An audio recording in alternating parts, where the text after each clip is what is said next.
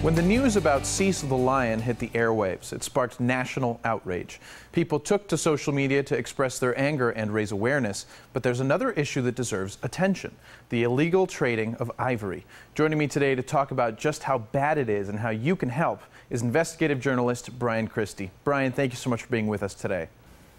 Alex, thanks for having me. So let's start out with the stats. Just how bad is it? Yeah, the stats are bad. We're looking at 30,000 plus elephants being killed every year. 3 years go by, 100,000 elephants killed. And they're being killed in every way imaginable, with AK-47s, with poison spears, poison arrows. People are pouring cyanide into watering holes and killing everything that comes to drink there. It's just a bloodbath.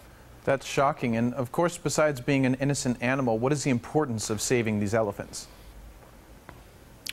Yeah, so it's critical for people to understand, and one of the reasons we take this project on is because it's not just an animal story. This is a story of crimes against humanity.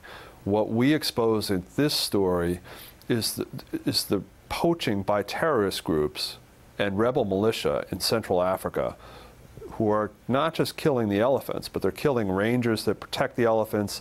They're kidnapping children to turn them into child soldiers. They're raping women. The atrocities go on and on for humans. And so Warlords of Ivory kind of takes an inside look at that, right? Yeah, we are going with this project inside the criminal syndicates operating in Central Africa. We go out on patrol with rangers who are going head-to-head against the South Sudanese military who are poaching in the Congo, and then we go out with guys who are going after Joseph Kony's Lord's Resistance Army. And what's fascinating is you actually used an artificial tusk with a GPS sensor inside of it to track, the movements of it. So what was that experience like? Yeah, so you look at this story year after year, and I'm a wildlife crime specialist, and you can be overwhelmed. And I don't like to sit and feel like a victim. I wanted to go forward, and so we put together a Mission Impossible type team, and we had one of the world's best taxidermists build us a perfect replica of an elephant tusk. Then I had an engineer in California build me a satellite-based tracking system. We installed that inside these fake tusks that are perfect replicas. And we got those into the criminal network in Central Africa, and we watched them using Google Earth. We watched the ivory move.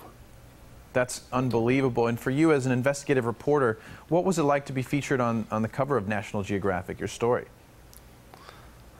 Well, I'm very pleased it's getting the attention that it is, and no one can do these sorts of stories the way National Geographic can, and it's important. The role of storytellers when it comes to wildlife crime is huge. Law enforcement, even in the United States, when it comes to wildlife crime, is very, very poorly funded. In Africa, wildlife law enforcement at the government level can be very corrupt. Journalists are one of the few people who can cross borders and go after these stories. And it's by telling these stories that we get political change that's needed to protect the people on the ground. Absolutely. I think telling it the proper way, having the proper narrative is what gets people involved. So speaking of involvement, how can people give to this effort from their own homes? Well, the first thing people can do is share this story. The power of this story, if you're moved by it, is incredible. And it doesn't feel like much, but trust me, it's significant. And then we've put up on nationalgeographic.com a list of things that people can specifically do, and that's just nationalgeographic.com/elephants. But really sharing the story is step one. Very good. Bryan Christy, thank you so much for being on with us today and sharing your story. Alex, thank you. Thank you. And stay where you are. The Morning Blend will be right back.